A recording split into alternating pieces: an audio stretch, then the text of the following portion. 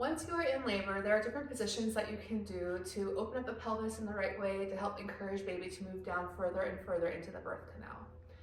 So the way to think about it is at the beginning of labor, baby is a little bit higher in the pelvis.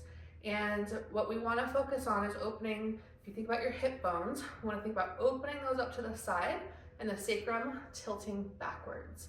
So some movements that you can do to help encourage your pelvis to do that is external rotation. So think knees out, feet in, and that is going to help pull the top of the pelvis out. Some ideas of how you can do that if you're on a birthing ball. Getting down on to your hands and knees out, feet in, and you can either lay on your birthing ball or you can kneel on it, or if it feels better for you just to be on your hands and knees in this position as you rock back and forth. That can work just as great. When you're in labor, the best thing you can do is keep your body moving, keep that pelvis moving. So here are some other ideas that you can do for that top of the pelvis, or it's called the pelvic inlet. And you can do this leaning onto your wall, your birthing partner, or a chair like I'm going to do here.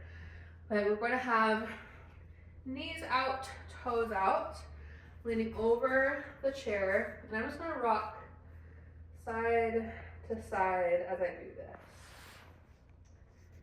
This is option 1. And then you can also do some pelvic tilts here, rocking forward and backwards. Another option you can do is a figure 8 position. So thinking about drawing an 8 with your hips. And this could be helpful in opening up the top of the pelvis and the middle of the pelvis. So once baby has worked its way down a little bit further, thinking like a -1, 0, +1 position, we want to open the middle of the pelvis up. And that is best done by offset positions. So taking that same chair, you can place a knee on the chair, leaning into it. You can also lean onto your knee, or having your birthing partner in front of you, leaning onto them as you're rocking side to side.